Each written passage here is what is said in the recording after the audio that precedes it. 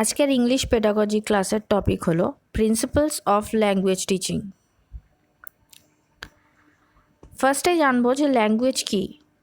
Language is a medium through which one can express one's ideas, thoughts, feelings etcetera. অর্থাৎ ভাষা হলো এমন একটি মাধ্যম যার মাধ্যমে মানুষ নিজের ধারণা, চিন্তা, ভাবনা এগুলোকে এক্সপ্রেস করে বা প্রকাশ করে।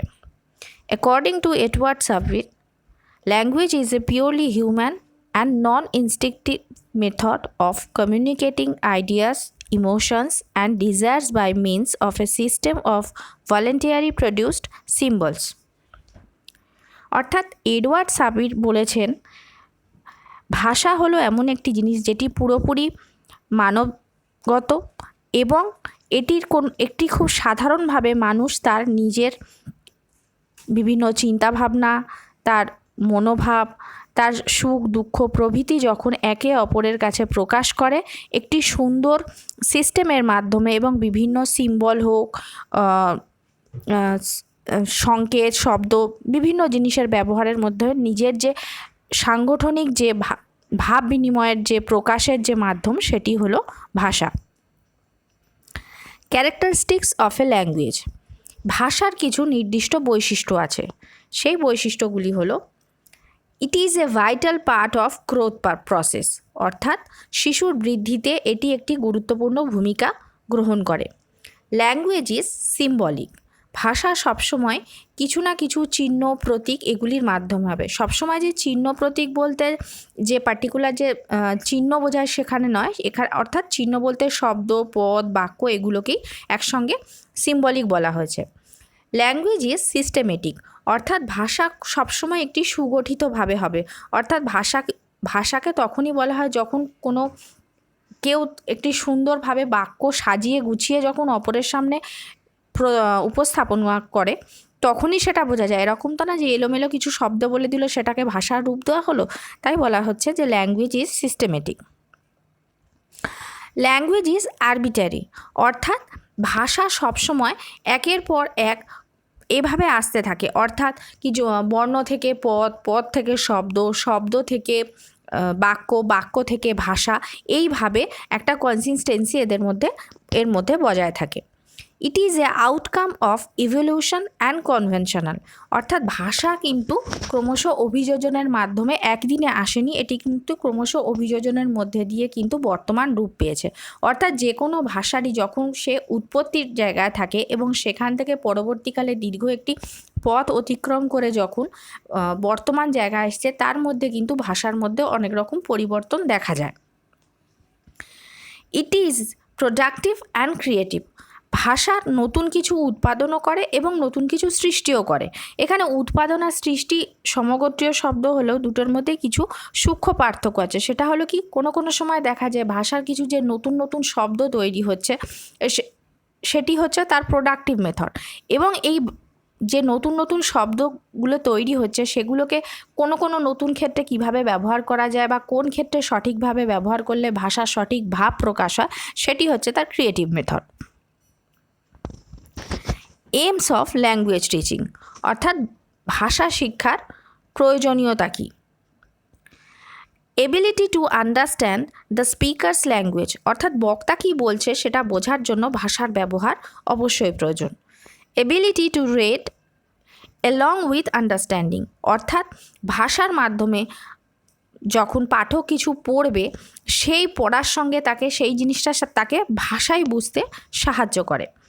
Ability to express fluently and diversely using different skill, প্রত্যেকটি জিনিস যখন সে অবলীলায় অর্থাৎ সাবলীলভাবে সে পড়বে এবং তার মধ্যে একটা ভাষার যে বিভিন্ন জিনিসের যে বৈচিত্র্য আছে সেগুলি যখন সম্পর্কে সে জানতে পারবে, তখন শুধু ভাষা শিক্ষা নয়, ভাষার সাথে তার অন্যান্য জিনিসেরও দক্ষতা সমানভাবে বাড়তে থাকবে, যেমন তার কথন দক্ষতা, পঠন দক্ষতা, লিখন দক্ষতা এইগুলি। Ability to learn technological language used in teaching of other subject, ভাষা যে শুধুমাত্র পড়াশোনার মাধ্যম হিসেবে বা ভাব প্রকাশের মাধ্যম হিসেবে ব্যবহার হবে তা কিন্তু নয়।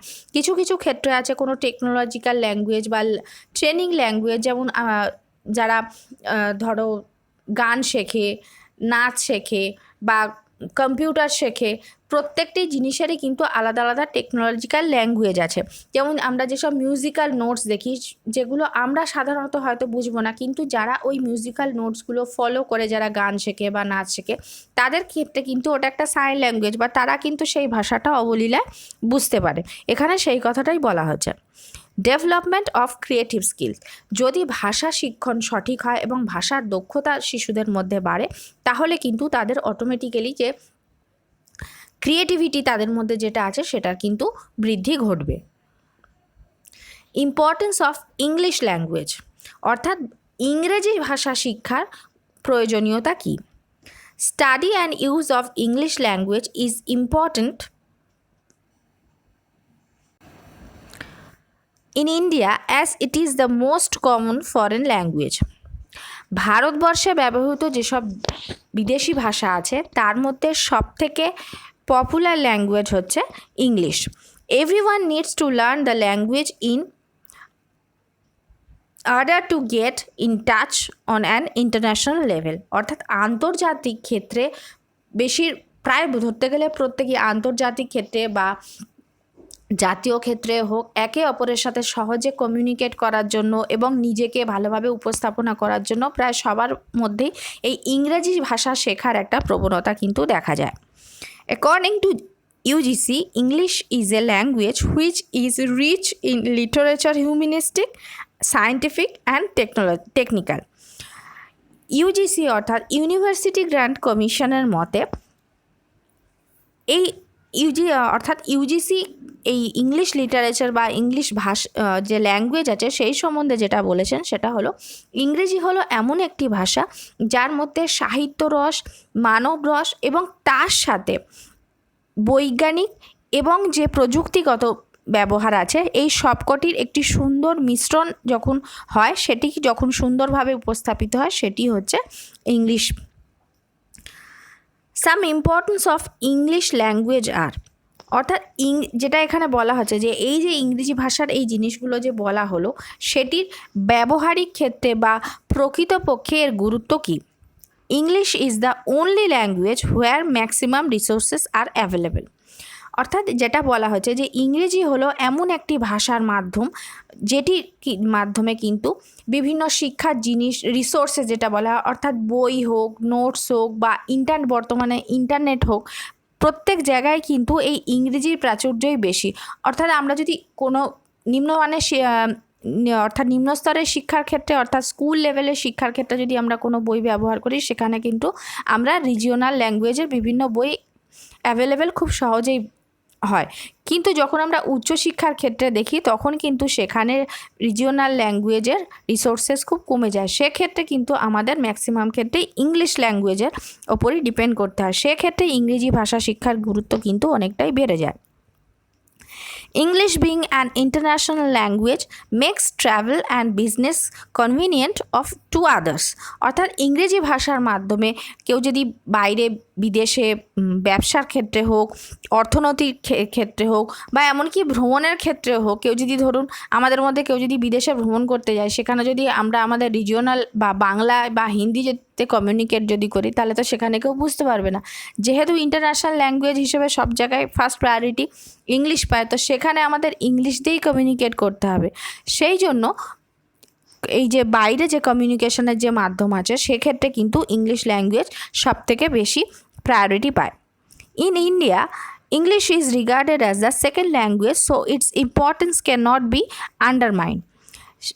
ভারতবর্ষে প্রত্যেক রাজ্যে বা ভারতবর্ষের প্রত্যেক জায়গায় কিন্তু শিক্ষাক্ষেত্রে বিশেষত এই রিজিওনাল ল্যাঙ্গুয়েজ যেখানে যেটা আছে সেটা ফার্স্ট ল্যাঙ্গুয়েজ হলেও কিন্তু সেকেন্ড ল্যাঙ্গুয়েজ হিসেবে কিন্তু সব জায়গায় ইংরেজি ব্যবহার করা হয়। তাই এই ভাষাকে কখনোই কিন্তু অবহেলা করা বা একটু সরিয়ে রাখা যাবে বা এ সম্বন্ধে গুরুত্বহীন, এটা কিন্তু ভাবা কখনোই চলবে না।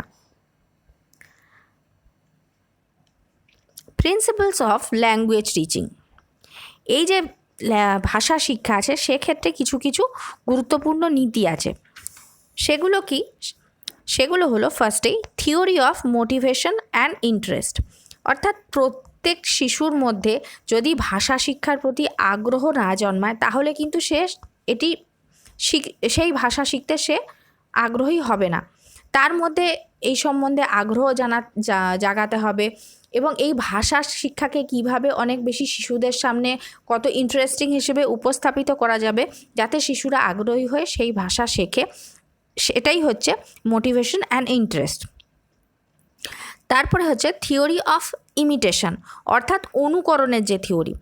যখন শিশুরা ছোট থেকেই কিন্তু তাদের মাতৃভাষা তাদের কিন্তু আলাদাভাবে শেখাতে হয় না, কারণ তারা সেটা ছোট থেকেই তাদের বাড়িতে তাদের পরিবেশের চারিদিকে সেই ভাষা দেখে অনুকরণ করে তারা শিখতে শুরু করে। কিন্তু যখন একটি বিদেশি ভাষা তাকে শেখানো হচ্ছে তখন কিন্তু তাকে সেটা যেহেতু আলাদা করে শেখাতে হবে, তখন সেই ভাষার প্রতি শুধু আগ্রহ রাখলে হবে না, বাড়িতে বড়দের সেই ভাষার যথাযোগ্য ব্যবহার করতে হবে যাতে শিশুরা সেই ভাষার প্রতি আগ্রহ জন্মায় এবং বড়দের সে অনুকরণ করে সেগুলো সে বলতে শুরু করে, তবেই কিন্তু তার মধ্যে সেই ভাষার বিকাশ ঘটবে। থিওরি অফ ফরমেশন বা হ্যাবিট ফরমেশন, অর্থাৎ ভাষা ব্যবহারের যে অভ্যাস, এই ইংরেজি ভাষা সে যখন শিখবে বা শিশু যখন সেই ভাষা শিক্ষার মুখে আছে তখন কিন্তু বাড়ির লোক বা শিক্ষক শিক্ষিকা প্রত্যেকেরই হবে যে শিশু যাতে সেই ভাষায় বেশি টাইম কথা বলতে থাকে বা অভ্যাস করতে থাকে, সেই জন্য কিন্তু তাকে যথেষ্ট উৎসাহ দিতে হবে। এই বারংবার অভ্যাসের মধ্যে দিয়েই কিন্তু তার এই ভাষার বিকাশ ঘটবে। থিওরি অফ এক্সারসাইজ, এখানে এক্সারসাইজ বলতে আমরা নর্মাল যে এক্সারসাইজ বা ব্যায়াম বুঝি, এখানে কিন্তু সেটা না। এখানে এক্সারসাইজ বলতে ওই হ্যাবিট ফরমেশনেরই একটা পার্ট এটা ধরে নেওয়া যায়। এখানে সেটাই বলা হয়েছে যে ভাষার বারংবার যে ব্যবহার আছে, অর্থাৎ সেটা লিখন ক্ষেত্রে হোক, কথন ক্ষেত্রে হোক, পড়ার ক্ষেত্রে হোক, অর্থাৎ শিশু যখন যদি তাকে কোনো শিশু ইংরেজি শিখতে চায় তখন তাকে কিন্তু ইংরেজি বলার সাথে সাথে তাকে কিন্তু ইংরেজি জিনিস বিভিন্ন ছোটো ছোটো গল্প, সে যদি যেহেতু শিশুরা তাদের যদি এখন শুধুমাত্র বড় বড় ইংলিশ উপন্যাস পড়তে দেওয়া হয় তারা কখনোই পড়বে না, সেখানে তাদের বিভিন্ন পিকচার দেওয়া কালারফুল ছোটো ছোটো যেসব স্টোরি বুক আছে সেগুলো দিয়ে যদি তাদের বারবার পড়াবার অভ্যাস হয়, সেই জিনিসগুলো তারা বারবার পড়তে পড়তে অবশ্যই তাদের মধ্যে কিন্তু এই ভাষার দক্ষতা বৃদ্ধি পাবে। Theory of individual difference, individual difference যেটা হয় আছে যে শিশুদের স্বাভাবিক বৃদ্ধি এবং বিকাশের ক্ষেত্রে যেমন প্রত্যেক শিশু প্রত্যেকের থেকে আলাদা, সেক্ষেত্রে কিন্তু এই ভাষা বিকাশ বা ভাষার দক্ষতার ক্ষেত্রেও কিন্তু প্রত্যেকটি শিশু প্রত্যেকের থেকে আলাদা। সেক্ষেত্রে কিন্তু কোনো শিশু হবে যারা এই ভাষা শিক্ষায় অনেকটা এগিয়ে যাবে, আবার কোনো শিশু হবে যারা ভাষা থেকে অনেকটা পিছিয়ে থাকবে। সেক্ষেত্রে কিন্তু প্রত্যেক শিশুরই একটা লেভেলে পর্যন্ত তাদের ভাষার বিকাশ সমান হলেও কিন্তু ইন্ডিভিজুয়াল তাদের যে ক্যাপাসিটি আছে সেই অনুযায়ী কিন্তু তাদের ভাষার বিকাশও কিন্তু সেইভাবেই ঘটবে। Theory of using mother tongue, প্রত্যেক শিশুই কিন্তু তাদের মাতৃভাষা যতটা সাবলীল হয় তখন তারা সেকেন্ড ল্যাঙ্গুয়েজ হিসেবে বা ফরেন ল্যাঙ্গুয়েজ হিসেবে যখন অন্য কোনো ভাষা বা এক্ষেত্রে ইংরেজি ভাষা শেখে তারা কিন্তু সেভাবে কিন্তু ততটা দক্ষ হয় না। তার একটাই প্রধান কারণ মাতৃভাষা তাদের শেখাতে হয় না। সেক্ষেত্রে এই ভাষা যেহেতু তাদের একটা শিখতে হবে এরকম একটা যেহেতু মানসিকতা তাদের মধ্যে সবসময় থাকে, সেক্ষেত্রে সেটা এই ভাষাকে একটা চাপ হিসেবে নেয়। সেই ক্ষেত্রে মাতৃভাষার সঙ্গে এই ভাষাকে কিভাবে কম্বাইন করে শিশুদের মধ্যে এই ভাষার বিকাশ ঘটানো যায় সেদিকে কিন্তু দেখতে হবে। Theory of exposure to the language, অর্থাৎ ভাষাকে কিভাবে প্রকাশ করবে। শিশু যখন কোনো ভাষা অর্থাৎ ইংরেজি ভাষা শিখছে সে তখন কিন্তু প্রথমেই যে ফ্লুয়েন্টলি ইংরেজি ভাষা বলতে থাকবে এরকম কিন্তু নয়। সে কিন্তু প্রথমে কিছু কিছু ওয়ার্ড তার মাথায় আসবে, সেগুলো সে হয়তো ভাঙা ভাঙা বলবে বা কিছু ভুল বলবে। তখন সেখানে শিক্ষক শিক্ষিকা বা বাড়ির যারা বড় আছেন যারা এই ভাষায় কম বেশি দক্ষ তাদের উচিত হবে কিন্তু শিশুদের যে এনকারেজ করা, অর্থাৎ সে বলতে পারছে না মানে তাকে বকাঝকা করা হলো তা না, সে যেখানে আটকে যাচ্ছে সেই জিনিসটাকে ফিল আপ করে সেটাকে যে পুরোপুরি কিভাবে বলতে পারবে সাবলীলভাবে, অর্থাৎ মাতৃভাষার সাথে সেটাকে কিভাবে কম্বাইন করে সে প্রেজেন্ট করতে পারবে সেদিকে কিন্তু লক্ষ্য রাখতে হবে। কোরিলেশন উইথ লাইফ, অর্থাৎ জীবনের সাথে এই ভাষাকে কিভাবে সম্পর্ক করা হবে। জীবনের সাথে সম্পর্ক বলতে এখানে শিশু যখন তার ডেলি লাইফ স্পেন্ড করবে সেই ডেলি লাইফে সে কোথায় কিভাবে এই ইংলিশ ল্যাঙ্গুয়েজকে যোগ করবে, কিভাবে কোথায় ইংলিশ ল্যাঙ্গুয়েজের ব্যবহার করবে, এখানে কিন্তু সেটাই বলা হয়েছে। থিওরি অফ ওরাল অ্যাপ্রোচ, অর্থাৎ মৌখিক পদ্ধতি অর্থাৎ শিশু যখন কোনো ইংরেজি ভাষা শিখবে ফার্স্টেই তাকে কিন্তু তার কথন দক্ষতা অর্থাৎ সে কীভাবে বলবে সেই দিকে লক্ষ্য রাখতে হবে। শিশু যখনই তার কথা বলার বিকাশ ঘটবে তখনই কিন্তু তার আস্তে আস্তে যখন সে কোনো জিনিস বলতে যাবে, বলতে গিয়ে যখন সে সঠিক শব্দ বা বাক্য খুঁজে পাবে না, তখনই তার মধ্যে সেই সঠিক শব্দ বা বাক্য খোঁজার কিন্তু একটা তাগিদ আসবে। তখন সে নতুন জিনিস পড়তে থাকবে। তাহলে কি হলো, মৌখিক পদ্ধতি অর্থাৎ ওরাল অ্যাপ্রোচের সাথে সাথে তার রিডিং প্রসেস ইমপ্রুভ করছে। এবার যখনই সে কিছু বলছে, এবার সে দেখছে যে আমি বলার সময় সেই জিনিসটা গুছিয়ে বলতে পারছি না, তখন হয়তো তার মনে হচ্ছে যে আমি এটা যদি এক জায়গায় গুছিয়ে লিখি তারপরে যদি সেটাকে আমি বলি তাহলে বেটার হবে। তখন তার সাথে কি হচ্ছে, তাহলে ওরাল অ্যাপ্রোচের সাথে সাথে তার রিডিং প্রসেস এবং তার সাথে সাথে তার রাইটিং প্রসেস এগুলোরও বৃদ্ধি ঘটছে। অর্থাৎ একটা ভাষা বিকাশের ক্ষেত্রে ফার্স্টেই হচ্ছে তার মৌখিক পদ্ধতি বা কথন পদ্ধতি সবথেকে বেশি গুরুত্বপূর্ণ। তারপরে আসছি সিলেকশন অ্যান্ড গ্রেডেশন। অর্থাৎ কোন ক্ষেত্রে শব্দের বা ভাষার কোন ক্ষেত্রে সঠিক ব্যবহার হবে সেটিকে সিলেক্ট করা এবং সেই সঠিক শব্দ বা বাক্যকে সিলেক্ট করে সেটিকে কোন বিশেষ ক্ষেত্রে বা বিশেষ সময় তাকে আলাদাভাবে ব্যবহার করা। অর্থাৎ যদি আমি কোনো খাদ্য রিলেটেড কথা বলি তাহলে আমাকে খাবারের কথা বলতে হবে বা খাবারের নাম জানতে হবে। যদি আমি খেলা রিলেটেড কোনো কথা বলি তাহলে আমাকে খেলা একটা পার্টিকুলার শব্দ হলো এবং খেলার মধ্যে যে কী খেলা আছে আমরা জানি সেগুলো হচ্ছে তার গ্রেডেশন, অর্থাৎ তাকে সে বিভাজন হলো সেটাকে করে দেওয়া হলো। এবার হচ্ছে theory of ratio and series. এবার হচ্ছে ভাষার ক্ষেত্রে অনুপাত এবং সেগুলোকে কিভাবে ব্যবহার করা হবে। ভাষার ক্ষেত্রে অনুপাত বলতে কি বলা হচ্ছে, অনুপাত তো আমরা জানি যে অঙ্কের ক্ষেত্রে হয়, তাহলে এখানে ভাষার ক্ষেত্রে রেশিও বলতে কি বোঝানো হয়েছে, অর্থাৎ কোন ক্ষেত্রে আমি যখন এখানে যখন ইংরেজিকে আমাদের সেকেন্ড ল্যাঙ্গুয়েজ হিসেবে ধরা হচ্ছে, তার মানে আমাদের ফার্স্ট ল্যাঙ্গুয়েজ হিসেবে মাদার টাং যখন আসছে তখন মাতৃভাষা এবং যে দ্বিতীয় ভাষা আছে এই দুটোর মধ্যে যখন অনুপাত হিসেবে ভাগ করতে হবে, আচ্ছা কোন ক্ষেত্রে মাতৃভাষা ব্যবহার করতে হবে এবং কিভাবে মাতৃভাষার সাথে দ্বিতীয় ভাষাকে যুক্ত করে দ্বিতীয় ভাষাকেও সাবলীলভাবে ব্যবহার করতে হবে, সেটাই এখানে রেশিও হিসেবে বলা হয়েছে।